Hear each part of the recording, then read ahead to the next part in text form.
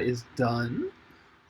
I always like to start, as those of you who were here last time, what do you want to get out of this? Why are you here? How to take a face-to-face class and make it blended. Well, not just that, but get ideas. Okay, excellent. Here comes Ellen. There we go. Anybody else? Mine's the same. Go ahead. All right, you said yours is the same. Excellent. Yeah, just making sure we can successfully blend, face-to-face and in person, especially given some of the topics that you try to do virtually. Yeah, there is a lot of kind of differentiation between the subjects and the content matter, and you gotta have to kind of roll with it sometimes. But I will do everything I can to help with that. And Peter, what were you going to say?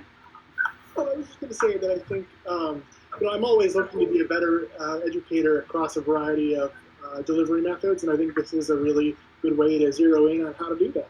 Well, thank you so much. That's awesome. Anybody else have anything else to add before we really get rolling? Yes, this is Dave Eldridge. Yes. I teach exclusively online courses, been doing it for years, but I'm trying to find ways to get the students more involved. Maybe they don't want to be involved, but a lot of times I feel like the traditional online methods just isn't enough. So I'm hoping I'll be able to grab some items that I can use this fall. Awesome. I hope so too, and I agree the traditional online methodology sometimes leaves a good bit to be desired depending on how the course is structured. So in the previous ones I used PowerPoints and things like that. In this one I'm basically just going to walk through the website that I made talking about blended learning models and kind of expound upon that. I included that link in the calendar invite, so if you haven't already looked at it, it's there. I'm going to share my screen so you can see it. Those of you calling, I will do my best to kind of talk about what I'm doing instead of just showing it, but if at any point you get confused or anything like that or you don't know what we're talking about, please stop me and let me know, and I'll be sure to try and convert the visual medium into the auditory medium. And one more thing, if everybody who could mute their microphone so that we don't have feedback, and then when you want to say anything or anything like that, just unmute it and we'll be happy to roll with that. And I am going to present. I have y'all on a second screen, so hopefully I'll be able to see you, but if you have questions or need anything, please holler out and let me know and tell me to shut up, and I will be happy to do so. So can y'all see the Blended Learning Models website? Okay, if you have not already looked at it or you haven't been informed of it, this is a website I created that's based off of kind of the instructional playbook that Clemson put out. And then I took some of their stuff, took the stuff that I believe is good and is supported by research, and also added our own things to it and kind of adapted it for our context, because we're obviously a very different context than Clemson. So the idea behind this is that it's a kind of a step-by-step process to take you through designing a blended learning course. So we have some key terms. I'm going to gloss over these. The first one is asynchronous versus synchronous. When we're talking about instructional design and blended design, asynchronous is any type of communication that is not happening at the same time. So things like if you record your videos beforehand, or you send emails, or you make posts on Blackboard, or anything like that, that is not real time, even if it's not face-to-face, if it's not happening concurrently, that's asynchronous, and synchronous is the opposite. Things like we're doing now, where we are all having a conversation in real time.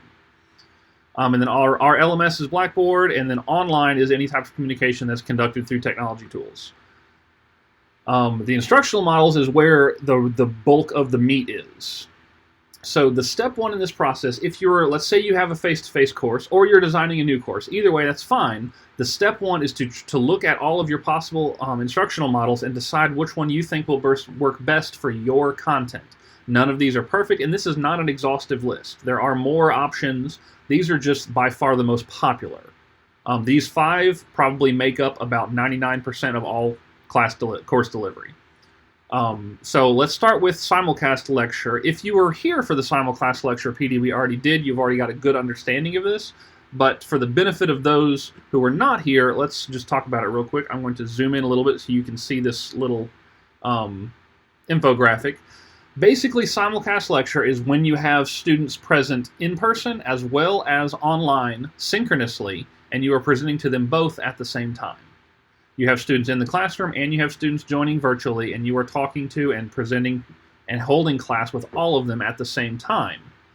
That the course support is going to be asynchronous, generally speaking, if they have a problem with Blackboard or something like that. That's the only asynchronous part. Everything else is done synchronously.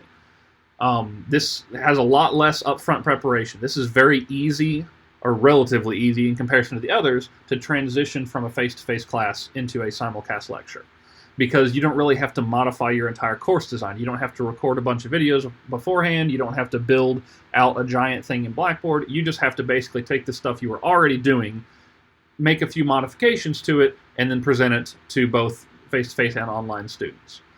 However, that said, it is sometimes difficult to manage that space, to be able to communicate concurrently with both face-to-face and online students, as well as to provide engaging components to the online group. Plus, you're always going to have the possibility of audio-visual issues, and you will have technology issues. I said that in the previous one.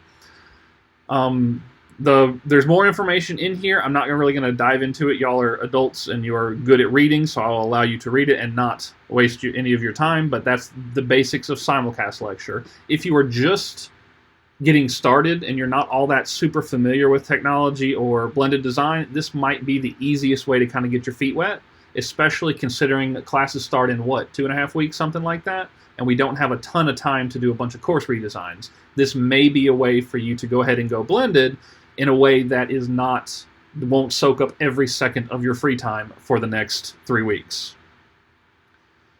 The next model, and this honestly is my personal favorite, is the flipped model. I did this both in high school as well as on university level.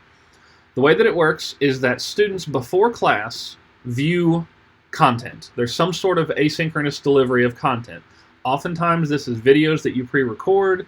This can be readings. This can be watching videos that others have made. Peter brought up TED Talks last time, and that's an excellent point. Or I'm sorry, Andy brought up TED Talks last time. That's an excellent point. You can use TED Talk. You can use all kinds of stuff, any type of content that is delivered to students before the class. And then they come to class and you apply and discuss that content. You are not lecturing in class in a flipped model. You are, Peter also likes TED Talks.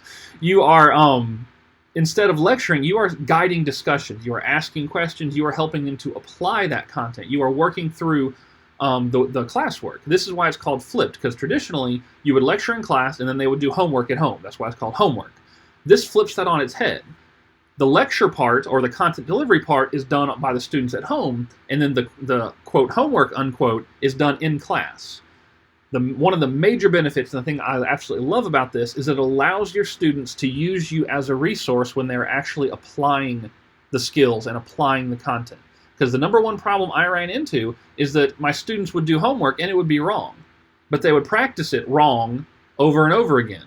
And they would learn it wrong over and over again. And I wouldn't be able to correct them until they've already practiced it several times wrong on their own, because I didn't know about it.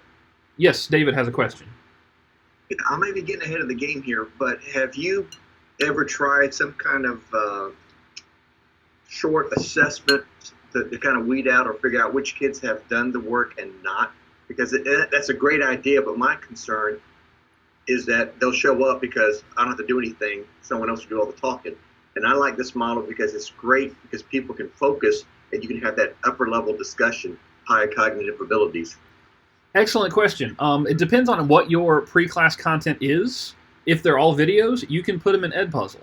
I don't know if you're familiar with Edpuzzle, but basically it is a video platform that allows you to embed formative assessments into your videos. So you can, like every however often you want, you can ask them questions to check their content. And you can also see how much each student has viewed each video. You can prevent them from skipping ahead if you want, which is another thing. So that's one way. But you do bring up a good point. There's no perfect way to do that. There's not a way to guarantee that every student has read it unless you do some sort of an assessment at the beginning of class. And even then, some students are good at faking it, or some just don't give a crap and they're not going to do it anyway. So excellent point. There's not a perfect solution, but there are some solutions. Like you mentioned, doing a quick assessment at the beginning of the class might be one way to do it, especially if you assign a grade to that. just a quick quizzes or Kahoot or something like that, 5 questions, 10 questions, whatever, over the reading, not necessarily at a super deep level, especially with freshmen and sophomores, because oftentimes they will catch the lower level understanding, but they won't catch kind of the analysis and the application part. But for example, I'm thinking way back to my undergrad days, I took a Shakespeare and film course, and before every class, we were required to read the play, and we just had a quick quiz on what the basic plot points of that play, things like that. David, it's called Edpuzzle, EDPUZZLE, edpuzzle.com. Looks like this, and I'll be happy. I've already got Ye has signed up to kind of have a one-on-one about Edpuzzle with me. If you're interested in that, I'm happy to do that for you as well. Just shoot me an email. I'll be happy to help. We've already paid for Edpuzzle, by the way, so you have a free instructor account included. So you've got your application and your discussion in class. That allows you to guide the discussions. It allows you to make sure they're doing the work correctly, and they can ask you questions immediately to get that immediate feedback instead of having to wait until the next class period or shoot you an email and wait until you're able to respond. I talked about the pros. Generally speaking, this is going to be the most interactive and engaging class experience with authentic application of course content.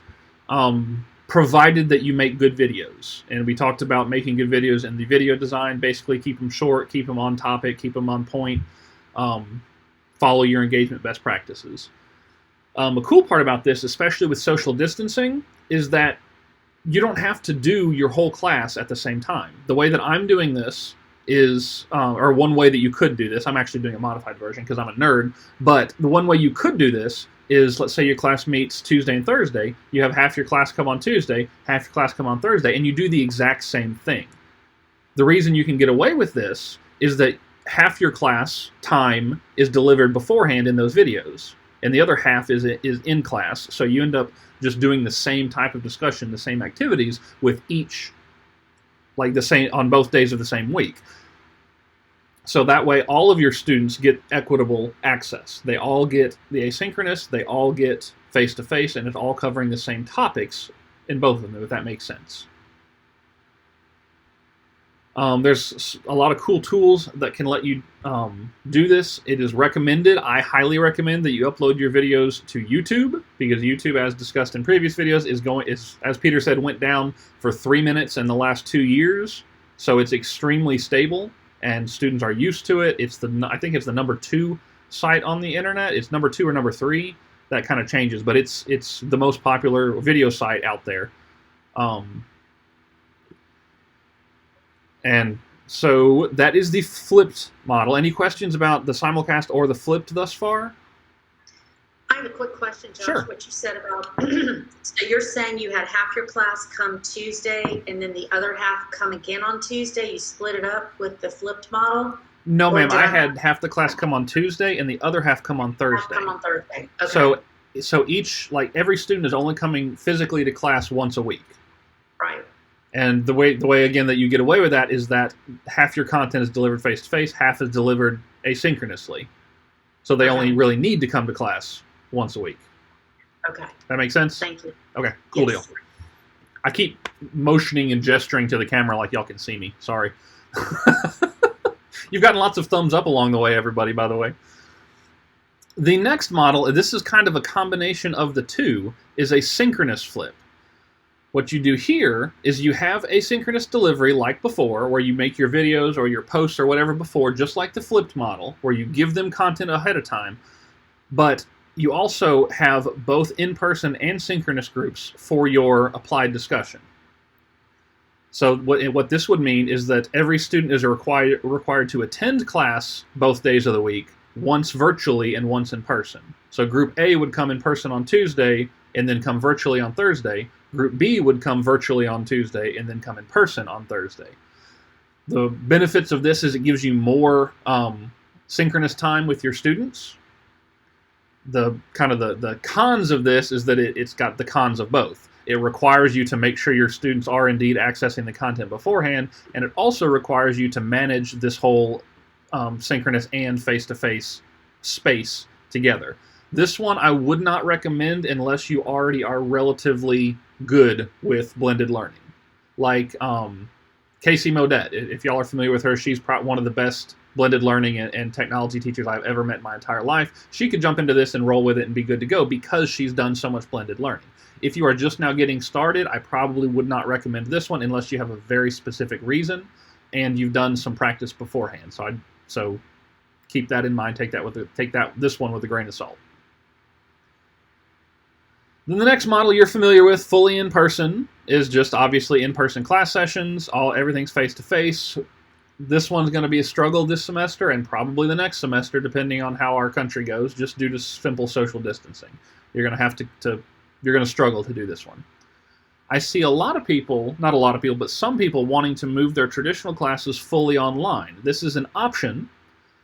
Generally speaking, in my personal opinion, this is not the best option because oftentimes students who sign up for face-to-face courses do that on purpose because they don't like the online environment. And if you decide to go with this, you need to make sure to kind of modify your pedagogy. Because if you just take a face-to-face course and try and do it online without changing much, it's not going to work very well for your students. It's going to be very disengaging. You're going to struggle. Josh? Yes, Andrea. Can I, so just from a perspective of what COCR is doing this semester, if you have face-to-face classes and want to move them fully online, you need to work with HR. Thank you so much. I was not aware of that. You have to get approval through HR to move to a fully online schedule.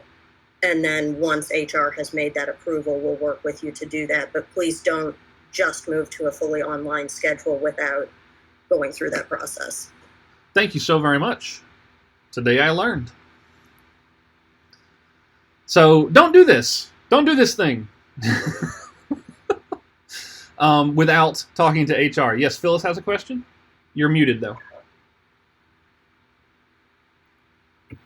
I guess I need the definition for fully online. Are we talking about just putting the work into Blackboard and the students do it? Are we talking about actually having Google Meets with them during class time? My understanding is that fully online is when you never meet face-to-face. You never meet in the physical world, whether you're doing synchronous or asynchronous. Is that accurate, Andrea? That's accurate for how we're looking at this, yeah.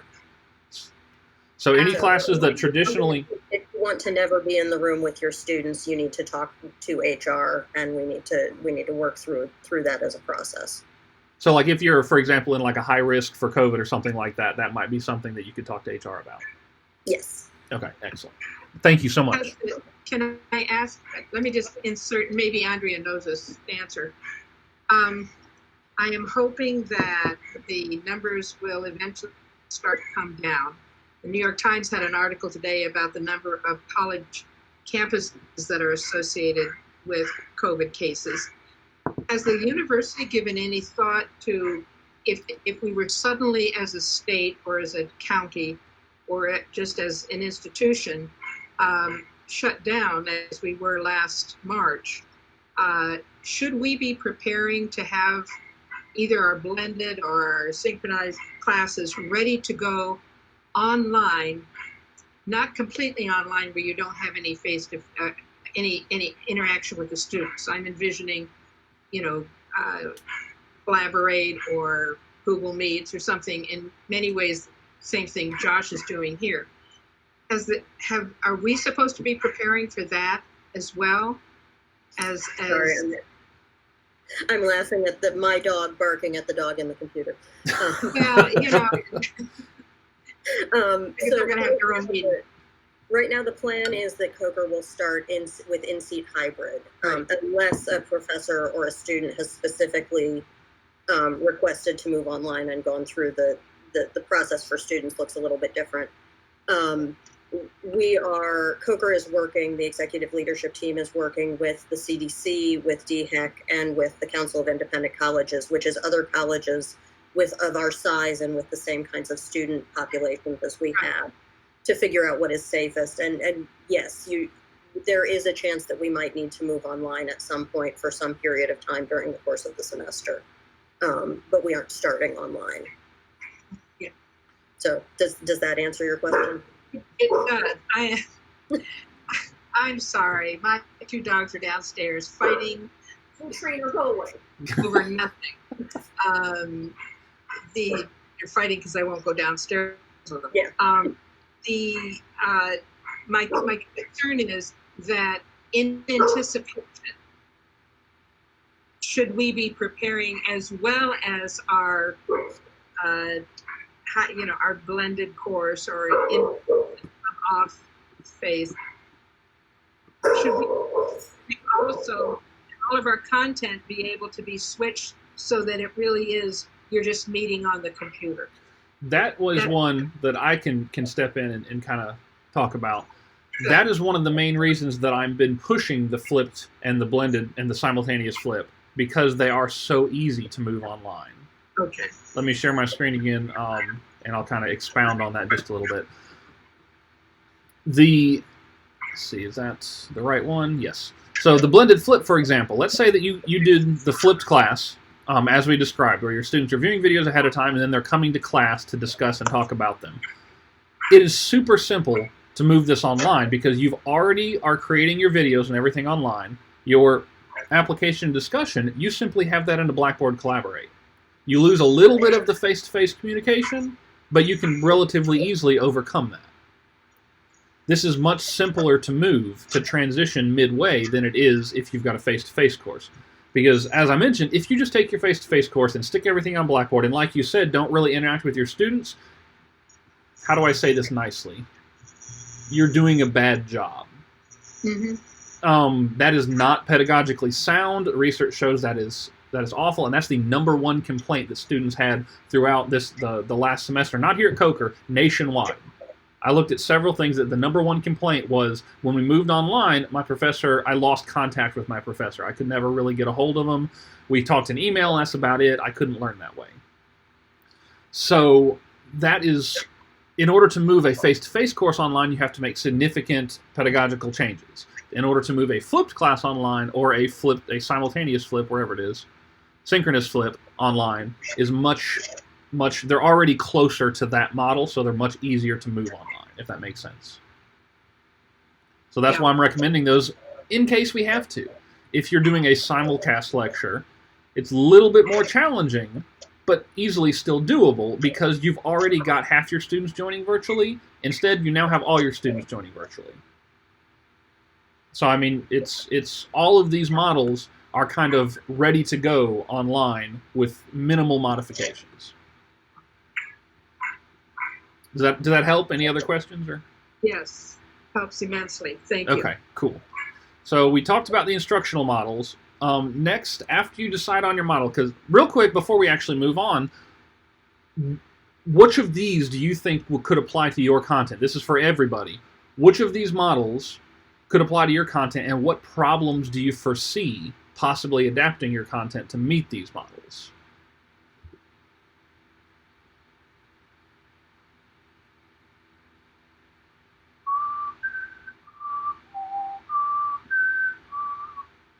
I'm that mean classroom teacher who just shuts up and makes people answer. Yes, David. I'll go ahead and be first. I like the idea of having some kind of synchronous conversation. As I said at the beginning, I'm strictly online, so it's not really an issue for me. Kids or adults sign up for my class because they don't want to come to class for whatever reason. But that interaction that you have, I think, is really critical to move the lesson forward and have a better understanding. So in my case, I teach U.S. histories. I do have discussion boards. That's better than nothing, but I still don't think they get the same interaction. And I'll give you one example, then I'll shut up, and that is the electoral college process. I've heard a lot of folks on TV talk about how it's wrong and how it needs to be changed, but they don't know anything about it. And so the question I pose to them is the electoral process, is it wrong, or is it the winner-take-all system that the states enacted in the 1800s, 1900s? Is that the problem? That is a great way to have a conversation and to educate our adults on the process. But you can't do that when they're only inserting a paragraph saying, oh, I agree with you 100%, or I disagree with you because, and that's it. Yeah. So I would love to have a synchronous conversation with some of these guys. My only concern is, how do you pick times and say you've got to attend one of these times without you, the instructor, now tripling your work? I mean, you're going to double your work, because if you offer them choices, you're going to be there twice a day. Maybe it's Tuesday morning and Thursday evenings. Or if you get more choices, now you're doing it 3 times, and that just takes away from you and your family or your work that you're doing, your day job. You're absolutely right. And as a course that is already billed as online, that's up to the institution. You may or may not have those choices. I know that one option you might have is to offer them, like you said, like let's say you're going to meet twice a week, Tuesday morning, Thursday night, whatever, and say, these are the times. I'm going to record them and post the recordings so that everyone can benefit from these discussions. However, if you actually want your thoughts to be heard and you want your questions to be answered, you need to make one of these discussions. That's one way to kind of shore that up some, even though it's not perfect. I know that our master's in business tells the students from day one, you're going to have synchronous meetings every other week, I want to say, every other Thursday night or something like that. And they say, this is part of our program. Every single course has it. It is a requirement, block out time. So that's something they did from an administrative standpoint that you may or may not have the option of doing, depending on the admin. What else? Anybody else interested in any of these models that you think might apply to your class, and any other problems you might see?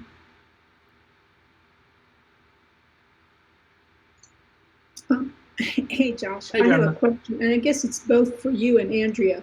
But if one of the models, you talked a lot about including. I teach, by the way, I teach English comps, so it is a skills class. It is not a content-based class. We read, but we can read anything. It's not, like teaching Psych 101 or History 101 or whatever. So they're not tested on that. They just have to write. And so it's, flipped model. I've been doing that. That's the only model I know, because they they come to class and then we discuss. So ask questions and so forth. So, but the question I have is about the synchronous model. So if you're including it, like you said, at a certain time, which, students, since they're in class, they know that at 9 o'clock on Monday, Wednesday, Friday, they have English 112.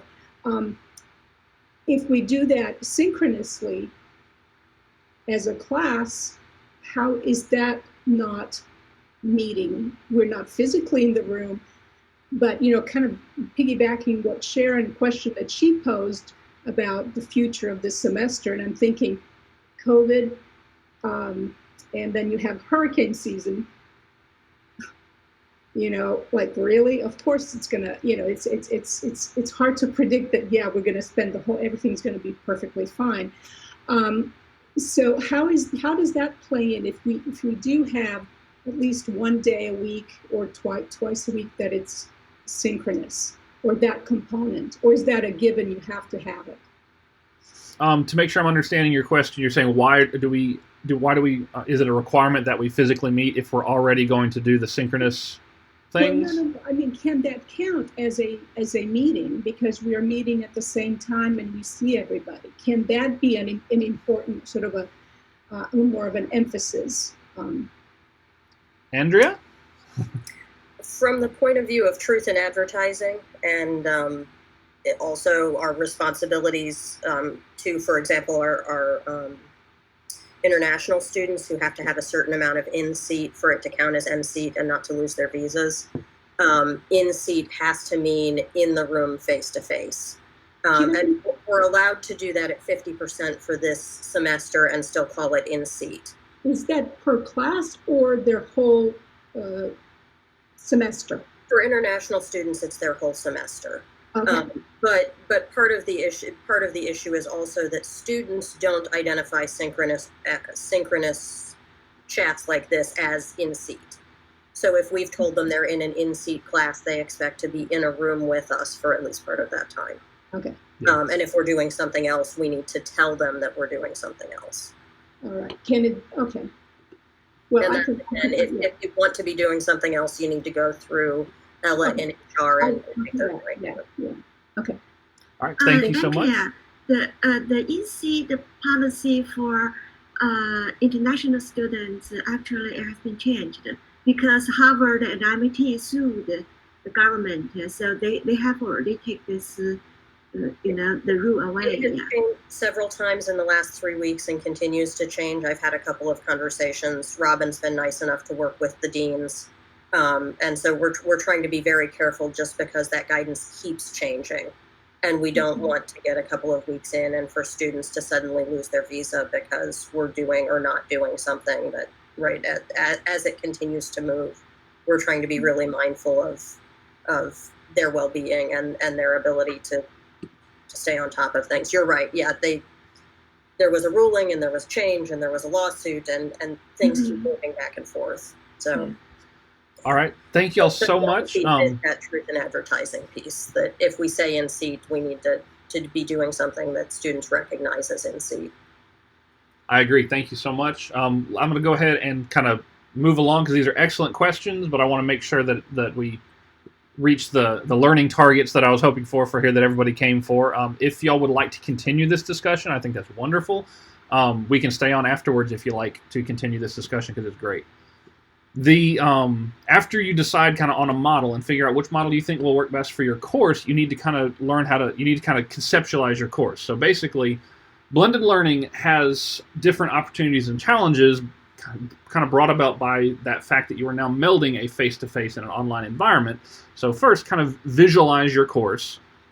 This is a little graphic that I got from Clemson's thing, and it's pretty cool, where you have your situational factors, which feed into kind of that learning cycle that you see, where you have your learning goals, and then you have activities, then you get your feedback and your assessment, and they all kind of feed back into each other. So as with every other course design, and I'll preach this till the day I die, you start with your learning objectives. Am I not broadcasting slides? I am failing. Thank you, David. I forgot to switch back. There we go. So always start with your learning objectives just like you would in any other course, like I know you all always do, and then figure out what activities or what assessments are going to convey this knowledge. And then how are you going to help them learn it? So you're going to start with the end in mind and then work backwards. The course blueprint is a helpful tool. I would not recommend doing it for every single course because simply it's just too much work. But it basically is this kind of thing where you start with your course description, and then you analyze that and break it down into your course goals, break that down into your course objectives, and then break that down into your activities and your assessments. It's kind of a tool to help you make sure that all of your activities and assessments feed into your objectives, all of your objectives feed into your goals, all of which feed into your course description. This is something that I'm sure all of you are wanting to do and are trying to do. This is just a tool that you could use to help make sure that you do. I'm not expecting everybody to do that for every course. That's just an example and a tool that you have. And then you might consider using a Venn diagram to make sure that your face-to-face and your online students are both being treated equitably, and also to identify, okay, I'm doing a ton of face-to-face stuff and some both stuff, but not very much stuff online, so maybe I need to come up with some other online activities. This is oftentimes very telling for people because we think that we're treating everyone equitably and we're doing online and face-to-face and both equally, but when you actually sit down and physically write it down and list everything out, you might notice, oh, I've got a ton of stuff over here and not much here, so I got to shore up that weakness. That's just another option you have. And that's kind of the prep work. And then you have the actual course design. The first part of the course design is going to be the schedule, and I highly, highly, highly recommend that you plan out the entire schedule before your class starts, include it in your syllabus, and share it with your students. This is very important for this blended style learning because it allows your students to see at a glance where they're supposed to be on any given day or at any given time. This is one example. So for my computer science course, week 1 on Monday, group A is going to be in face-to-face, group B is going to be synchronous. Here's the topics, here's the assignment, and here's the due date. Same as your normal course schedule, except I added this mode right here that shows them exactly where each group is going to be. Communications, like I mentioned before, one of the major complaints, the major complaint of students was that they felt their instructor did not communicate with them well once everybody had to transition online. And this is kind of expected because we were all tossed in the deep end without really too much support, so we just kind of had to do the best we could. So I don't want anybody to feel bad about that or anything, but it is a weakness that was identified and that I think that we need to focus on. So in a blended learning environment, you must define your expectations and how to do communication. At the very minimum, at the basic minimum, make sure that you include your classroom expectations and the online expectations. This is where you would put, for your classroom, you got to wear a mask, you got to stay 6 feet apart, you have to be logged into the virtual teleconferencing tool, yada, yada, yada. Your online expectations, you have to have your webcam on for your video teleconferencing tool, and you have to participate in discussions, or else you are marked absent, things like that. Because you'll notice students will try that. They'll try to join virtually, turn their camera off, mute their microphone, and go play Fortnite. Some of them will. A lot of them won't, but a lot of them will.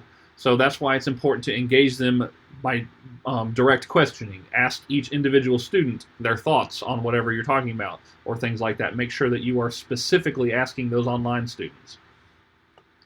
And tell them up front, because nobody's really going to be upset if you're straight with them up front. Tell them on day one, hey, when you're online, these are the expectations. You got to have your camera on. I got to be able to see you the whole time. This class only lasts for an hour and a half. Go pee before the course. You shouldn't have to leave in the middle of the course. If I ask a question and you don't answer, that means you're not paying attention. You probably have me muted, and I'm going to have to mark you absent because you're not participating in class. Things like that. Include your preferred contact method, including a turnaround time. This is something I see that's oftentimes missing in people. One thing that I really like that Peter does is that he lists his turnaround time. I learned that from him and started doing that as well. I think Brian does that as well, and I'm sure a lot of you already do that. But I say you can expect a response from me within 1 business day, or something like that. To let them know how long it might, the maximum amount of time it might take, so that they can say, hey, it's been 2 days and you haven't responded. What's wrong? Oftentimes, students don't know how to act online. It's getting better as more of them are kind of digital natives, but oftentimes they don't know how to act online, especially in a non-video environment. There is, I forget, it's the Jonathan Gabriel internet dickwad theory is what they call it, where if you take a normal person and add the anonymity of the internet, they become a complete jerk. And this is unfortunate, but it happens online whenever because you don't see the other person cognitively as a person. You see them as an entity out there that you're never going to meet, you're never going to see, so why should you guard your words or anything like that? So make sure to educate them on online etiquette, and also tell them where they can get tech support. You are not responsible for providing tech support, just tell them where they can get it. For Blackboard, link to the Blackboard help. For Coker stuff, say email support@coker.edu, so on and so forth. The course syllabus link isn't working, so let's go to, course model, there we go. A lot of times, people forget this step. Course modules are kind of vital for designing courses, both face-to-face and online, but they're things that you and I, as the instructor, understand, but students oftentimes don't. So it's very important to explicitly and concretely tell them this module is on this topic. So that way they know kind of the underlying context for all of the learning experiences, especially when you have modules that build upon each other and relate to each other. Explicitly tell them that kind of stuff. Planning out your modules ahead of time will save time in the long run because it helps you determine the objectives, helps you determine learning activities, assessments, interactions, all kinds of stuff. So basically, when you're creating your modules, define your objectives, figure out your activities, figure out your materials, and then make sure that you're engaging students. I listed off here types of interactions that students can experience. They can experience learner-learner interactions, such as learner-instructor interactions, emails, announcement, videos, discussions, that kind of thing. Learner-to-learner, this is going to be where it's going to be a lot more challenging this upcoming semester due to social distancing as opposed to in the past, but it's still very important that you do that because social learning is a thing, and many students learn better if they're able to interact with each other.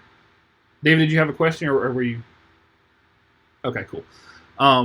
So collaborative group work, peer review activities, things like that. You can use collaboration tools to do that. You can use your Google Docs. You can use Flipgrid to have video discussions instead of the traditional post discussions, things like that. Learner content interactions where they're reading or presenting content, things like that. Learner interface interactions is one that's kind of esoteric and a lot of people don't think about, but that's whenever they're interacting with Blackboard or Flipgrid or Edpuzzle or InVision or any of the tools you're using. That's kind of another interaction they have. And this right here is one of the reasons it's a good idea to limit the number of tools you use whenever possible. Because my specialty is educational technology, I can list off for you 100 different educational technologies and what each one does. But I would never in my wildest dreams consider implementing that many in a class, because every new one you add adds another level of kind of cognitive load to students. They have to learn this new thing. That's why as an institution, we all use Blackboard. Could we say, hey, you can use Blackboard, you can use Canvas, you can use Schoology, you can use Moodle? Sure, we could. It would drive our students absolutely insane, because then they would have to learn to navigate all of those different tools. They wouldn't remember which course is in which tool. It would be chaos. That's why it's important to do that kind of stuff. So if you're going to incorporate tools such as Edpuzzle or Flipgrid or anything like that, keep the number down. Pick just a few of them that are going to do what you want them to do, such as Google Docs. I recommend Google Docs in almost every course because it's wonderful writing. It allows for collaboration. It allows sharing. It allows you as the instructor to view and comment on it. All kinds of wonderful stuff, all contained in one little package that most of them are already familiar with from high school. Peter has lots of stories regarding Schoology. I love Schoology. Don't taint it in my mind. I love it so much. You can tell me later. I'd love to hear them. And then your next thought, generally speaking, is going to be what tools within Blackboard do you feel will best support the interactions listed above, and are there any tools outside of Blackboard that you feel would better support them? The reason for this, the purpose of this, is that if you can do it within Blackboard and do it well, do that. Because that way you're sticking with the one tool and not expanding the cognitive load on your students. However, Blackboard has some definite drawbacks and some definite problems that other tools can do better, such as Flipgrid. If you're not familiar with Flipgrid, it's a tool that allows you to do discussion boards, except instead of writing out your discussion board, students record quick videos of themselves talking about it. So there's other options as well. Any questions thus far? I've been talking for a little bit. I hate to just talk at y'all, but Andrea says Flipgrid is great. I wholeheartedly agree. I love it. Microsoft bought it out, by the way, about 2 years ago, and they made it free for everyone. So it's not even free freemium anymore.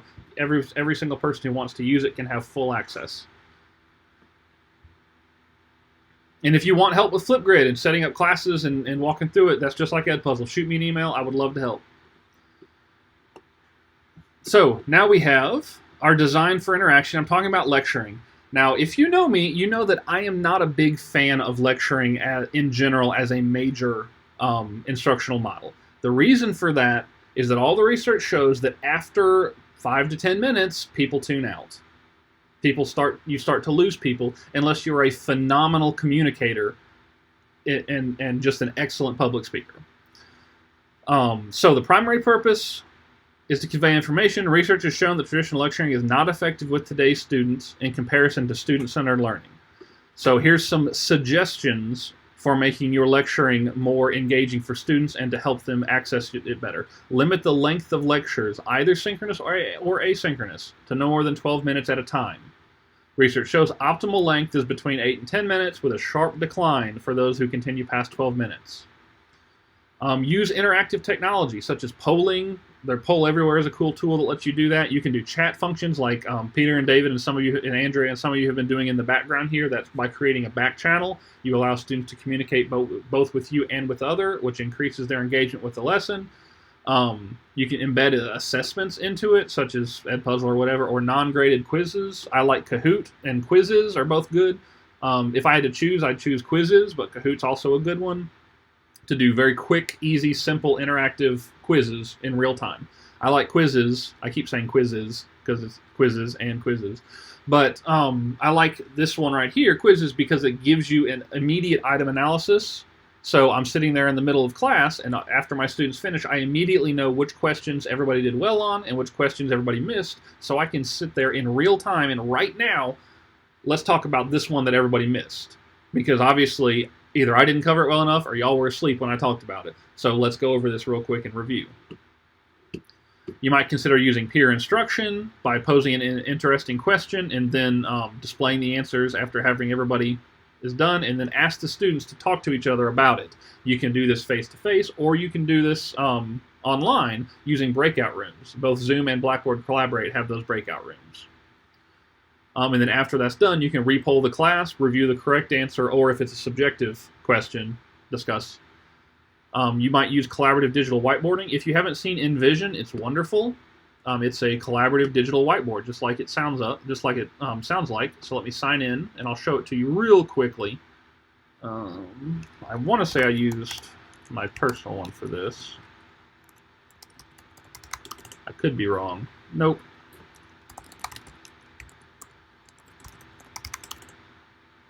Maybe not. Might have to sign up again. There it is. This is the problem when you work in IT and have 30 different passwords. So you can make a nice whiteboard. I'm just going to do it freehand.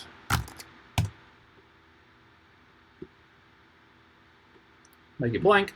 And now I can draw all over this whiteboard, and it's collaborative. I can share this, copy this link, come over here and drop it in the chat for everyone to join. And all of y'all can join if you like. And you can do this with your students. And I can type. So y'all go ahead and join in. Click the link. Come join me. I can add a box around stuff.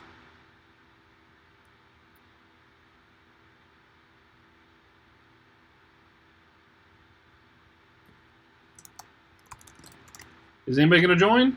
You're making me lonely. There's Julia. There we go.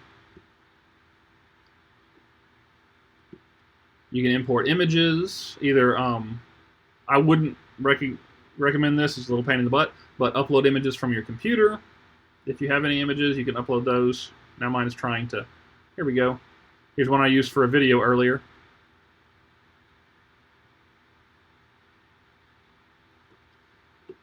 So this is collaborative. Those of you who have joined can see this in real time. And yes, I can see you typing. Is the sticky? Can it be saved? It is persistent. It persists until you choose to make it unpersistent. You can also see the version history and kind of look back as things were changed. I see Ellen. I see somebody moving around really fast. Peter. What's also really cool is you can join from your iPad and use your Apple Pencil to handwrite, because I can't handwrite very well with my mouse. This is hard. But with my Apple Pencil, I can handwrite and do a fantastic job, or as fantastic as my terrible handwriting is. And I can click zoom out. So now I'm scrolled out, and I can get more room, and I can zoom out further. So now I can draw all the way down here, so I have more and more room as needed. I can change the color. Where's the color change? Oh no, I can't change the color. That's linked to me as a person. That's annoying. I forgot that. That's the one thing I didn't care about for this one as opposed to Google Jamboard. Jamboard is by Google. It used to be free. It's no longer free, so I no longer recommend it. Especially when Envision is free. So there is one tool you can use for collaboration, collaborative whiteboarding. When you share it up here in the top, you can choose, oops, I gotta go in 10 minutes, but you can choose whether people can edit it or view only. Generally speaking, I let people edit until they show that they can't, and then I might have to lock it. But it's really nice to be able to have that collaborative tool.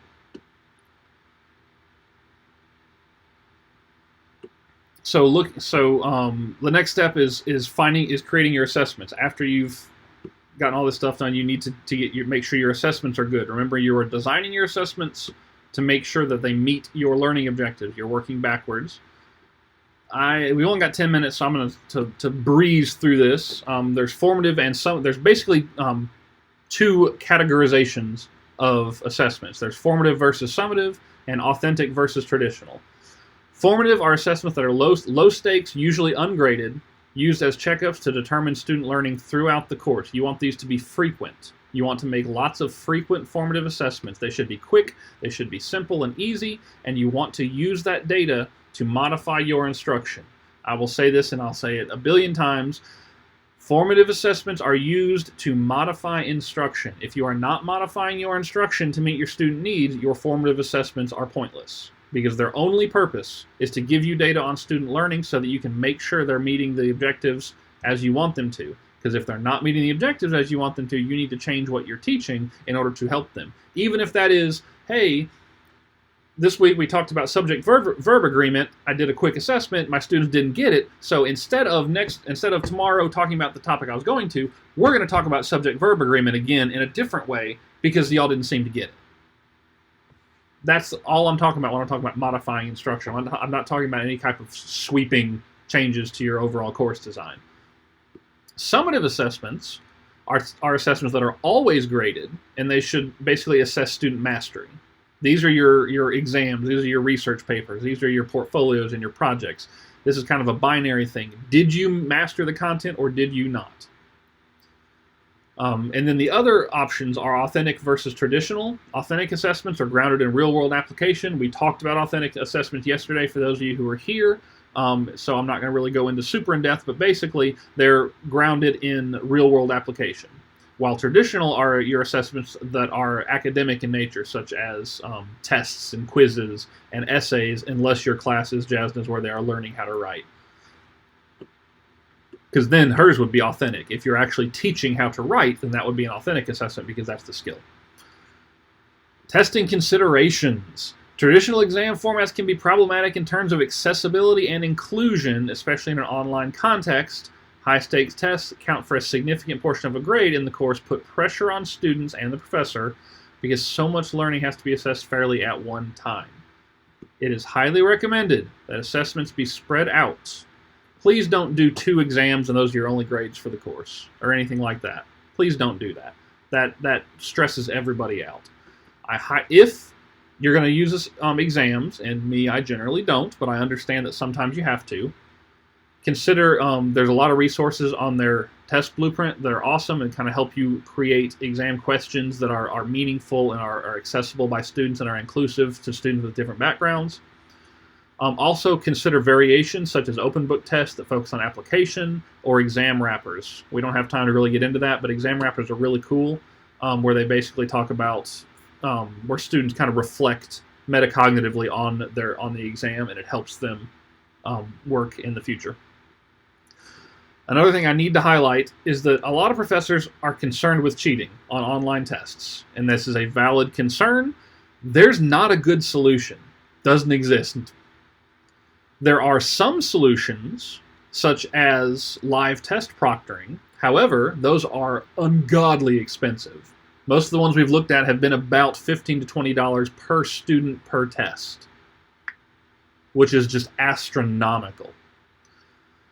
Therefore, I encourage you to decrease your focus on traditional high-stakes testing and focus more on authentic assessments, requiring students to apply the knowledge greatly reduces opportunities for cheating. It's a lot harder to cheat on an authentic assessment because we're telling you everything you need to know and everything you need to do beforehand. How are you going to cheat unless you're plagiarizing? And it's easy to check for plagiarism. Turnitin will do it for you in Blackboard, or you can just, hey, my student normally doesn't write like that. Let me Google that sentence real quick. And oh, there it is. Cheater, cheater, pumpkin eater, pants on fire. Also consider alternative assessments, such as, go away alarm, I know I've got another meeting coming, such as a series of smaller tests or quizzes instead of one big one. You can have students develop your quiz questions. That can be a way to both check their understanding and develop quizzes. You can do open book or take home, focusing on application. You can have them create an annotated bibliography. I like to make them do them as hyperdocs. Hyperdocs are basically where you embed links into your annotated bibliography. You can have them do fact sheets, portfolios, group project, all kinds of stuff. These are all more authentic assessments. Highly recommend. Finally, you need to develop your content. After you've already gotten your assessments, you need to start making your content. There's a course integration chart. This is one learning objective, and this is like the other one where it's a cool tool, but it's going to be time consuming, so I would not recommend doing this all the time. It's just to kind of use every now and then to make sure you are doing what you want, staying focused. So you've got your course outcome. In other words, your what you want. Describe and explain major theories of personality. Your objectives that relate to that. Students are going to do this thing. your final assessment that is related to that, your learning activities that are related to that, and your integration between the in-class and online components that will basically say, hey, this is how I'm making sure to meet all these needs with both groups of students if you have both groups of students. This is, again, a tool that you can use. I do not expect everybody to do this for all their courses. That would be very time-consuming, and we don't have time for that right now. Training opportunities. There's some Blackboard stuff, there's some Google stuff, and there's some Coker stuff. If you have technical issues, let us know. Instructional design, please shoot me or Kathy an email. We would both love to help you. She is, if you have Blackboard questions, she is your guru. I started learning Blackboard about 1.5 years ago, so I'm not nearly as good as she is because she's been working with it for, 20 years now? She knows more about Blackboard. She's forgotten more about Blackboard than I will ever know. So if you have Blackboard stuff, email her, and she's fantastic. If you have other instructional stuff, I'll be happy to help, just like she will. But I'm more of that's more of my focus: other instructional tools and pedagogy and course design, things like that. Any questions? I'm not going to go into the Assure quality because unfortunately I have to go. But did anybody have any questions or thoughts or comments or cries of outrage? Thank you very much, Josh. That was very helpful. You are very, very welcome. Thank you all so much. Thank you, Josh. This is great. Thank you. Thank you. Thank Thank you. you. Thank you. Thank All right. you. I'll see y'all later. Thank you. Bye-bye.